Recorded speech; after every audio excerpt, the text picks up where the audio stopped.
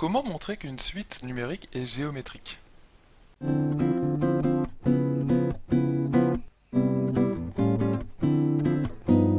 Bonjour à toi et bienvenue dans cette vidéo Star en maths. Ici Romain, j'espère que tu vas bien. Alors dans cet exercice, nous allons nous intéresser à cette suite définie pour n appartenant à grand N. Donc c'est un égale à moins 2 le tout exposant n plus 2 le tout sur 5.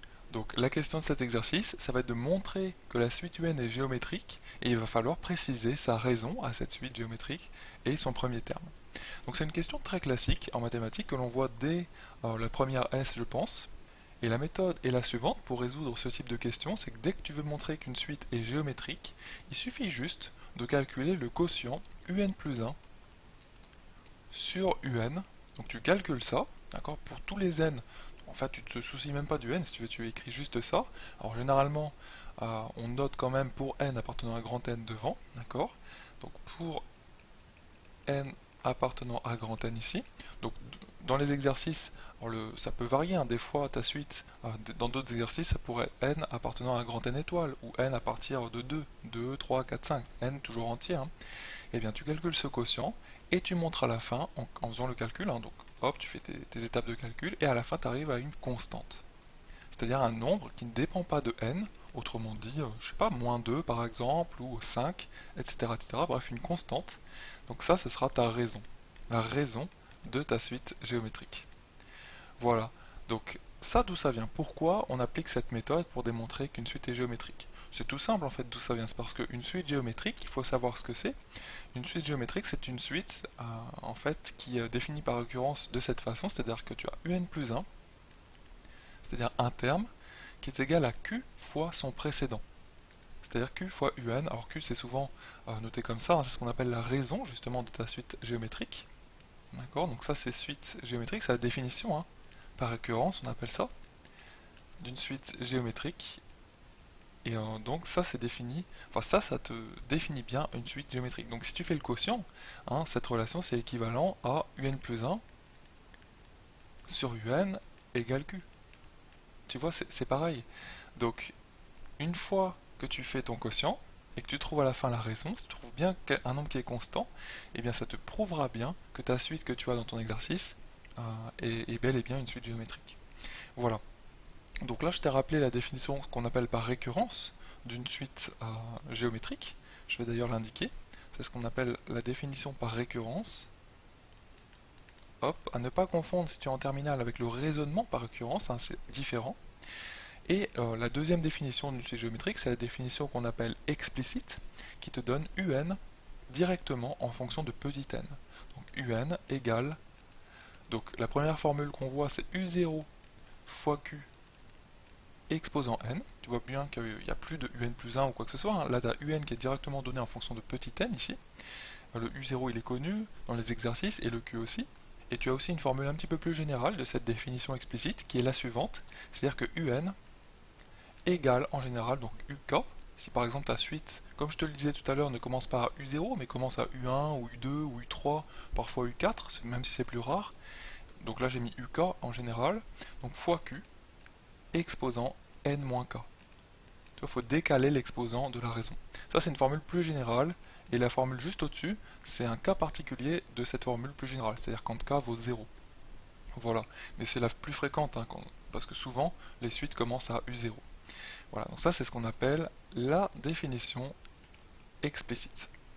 Voilà, donc dès que tu reconnais en fait euh, une suite qui t'est donnée sous forme explicite, je vais y arriver, et dont la forme explicite est exactement celle-ci, c'est-à-dire que tu as un nombre fois q exposant n, alors directement tu peux dire que ce qui est sous la puissance n, eh bien c'est la raison, et le nombre devant c'est le premier terme. Donc là, tu vois bien que notre suite est donnée sous forme explicite, hein. Il n'y a pas de problème, c'est ce type de définition-là. Eh bien, on pourrait peut-être reconnaître qu'il y a cette forme-ci, c'est-à-dire u0 fois q exposant n, mais c'est pas tout à fait ça. Donc ce qu'on va faire, hein, vraiment, c'est appliquer la méthode que je t'ai donnée, et on va faire le calcul de un plus 1 sur un. Ça, c'est vraiment, on va dire, la méthode qui marche à tous les coups pour démontrer qu'une suite est bien géométrique. Mais j'étais en train de te donner les prémices d'une deuxième méthode hein, pour démontrer qu'une suite est géométrique. Tu peux très bien mettre ton UN sous cette forme-là.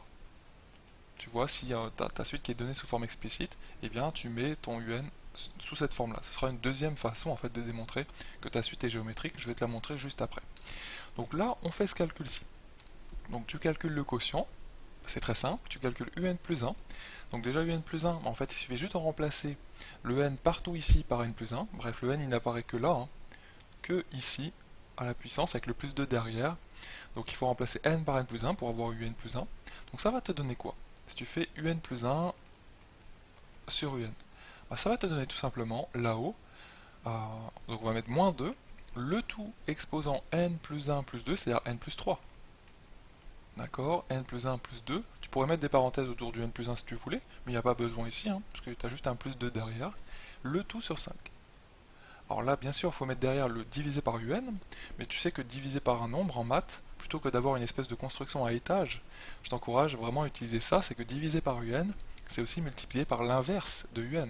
Et l'inverse de un, c'est tout simplement 5 sur moins 2, le tout exposant moins n plus 2. Enfin, n plus 2, pardon. Donc là, ça c'est multiplié par 5 sur moins 2 exposant n plus 2. Voilà. Donc là, c'est plutôt bien parce qu'il n'y a que des fois, donc ça veut dire que les 5 vont s'annuler en haut et en bas. Donc là, il ne va plus que te rester les moins 2 puissance quelque chose. Alors là, il va falloir simplifier un petit peu. Donc on va déjà dire ce que ça va nous donner en haut. Ça va nous donner moins 2, le tout exposant n plus 3. Je pense que tu seras d'accord avec moi. Et en bas, ça ne change pas, moins 2, le tout exposant n plus 2. Voilà. Alors là, il faut quand même réussir à simplifier tout ça parce que tu as des puissances. Comment s'en débarrasser un petit peu de ces puissances? Comment essayer d'exprimer les choses autrement? Parce que tu peux pas t'arrêter là. Hein, si tu t'arrêtes là, tu te dis, ok, bon j'ai un nombre, ok, mais ça dépend de petit n. Tu vois bien qu'on a un petit n ici, donc tout ça c'est pas une constante pour le moment.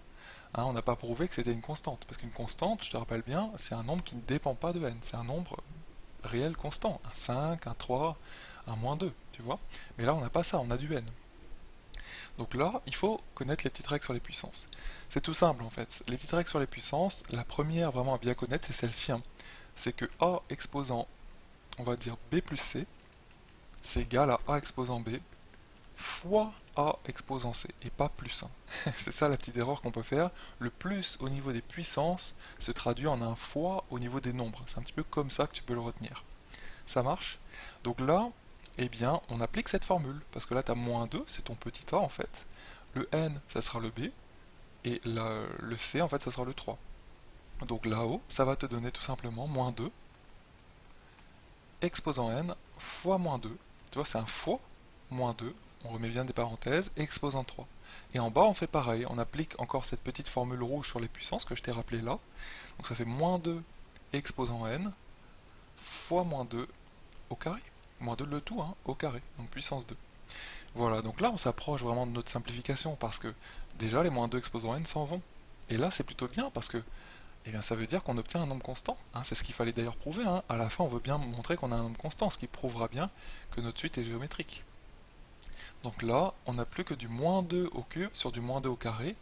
Bon c'est tout simple, hein, parce que moins 2 au cube c'est moins 2 fois moins 2 fois moins 2. Hein, tu peux toujours exprimer ce qu'est une puissance. Hein, puissance simple comme celle-ci, sur moins 2 au carré, c'est-à-dire moins 2 fois moins 2. Donc bref, tu as plein de moins 2 qui s'en vont là. En fait, tu as 4 qui s'en va au T bas, c'est-à-dire moins 2 fois moins 2. Tu peux donc barrer ce moins 2 avec celui-là et ce moins 2 avec celui-là. Donc il te reste juste moins 2. Voilà donc le résultat final. Et c'est ça la raison de ta suite géométrique. Voilà donc comme on a prouvé qu'elle était géométrique, on a trouvé par là même sa raison. C'est ce fameux nombre constant. Et donc, maintenant on nous demandait aussi le premier terme. Bon, le premier terme c'est tout simple, hein. Il suffit juste de calculer U0.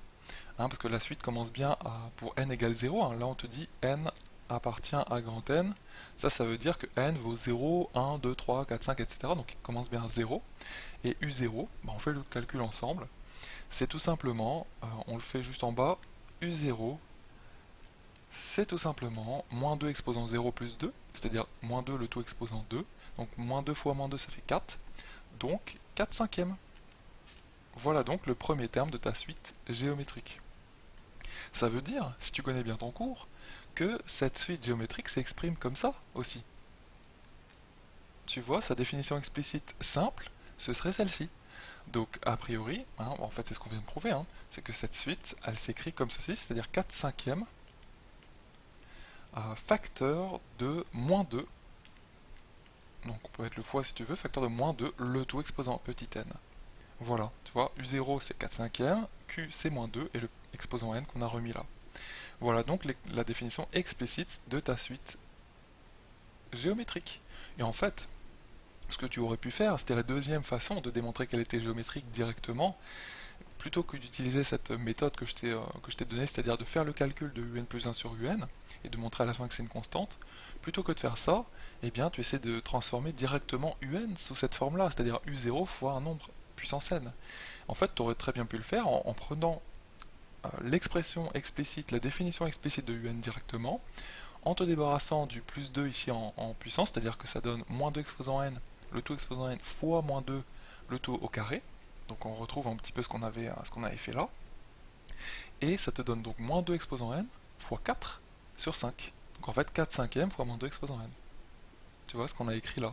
Et en écrivant ceci, donc en prouvant que un s'écrit bien aussi comme ceci, 4 cinquièmes fois moins 2 exposant n, tu prouves par là même directement que c'est une suite géométrique. C'est une deuxième façon de faire, d'aller plus vite. Tu vois? Donc là directement tu obtiens le premier terme qui est 4 cinquièmes et aussi la raison qui est moins 2, hein, qui est le nombre sous la puissance. Donc généralement, ça tu peux pas le faire, parce que là ça se faisait, parce que tu voyais bien directement que ça ressemblait à une forme explicite, mais dans les exercices, souvent c'est plus compliqué. T'as pas une suite qui est donnée directement sous forme explicite, d'une part, et d'autre part, eh bien, ce qu'on te demande de faire souvent, c'est d'utiliser cette méthode, un plus 1 sur un, parce que justement, tu n'as pas la forme explicite, que la définition que tu as de un au début dans les exercices est plus compliquée que celle-ci. D'accord? Donc, bref, la méthode à retenir, c'est celle-ci. C'est ça que je suis en train de te dire. Pour démontrer qu'une suite est géométrique, tu fais un plus 1 sur un, et tu montres à la fin que ça te donne un nombre qui ne dépend plus de n, qui est constant. Voilà donc pour cet exercice. J'espère que tu as bien compris, et je te dis à la prochaine dans une autre vidéo.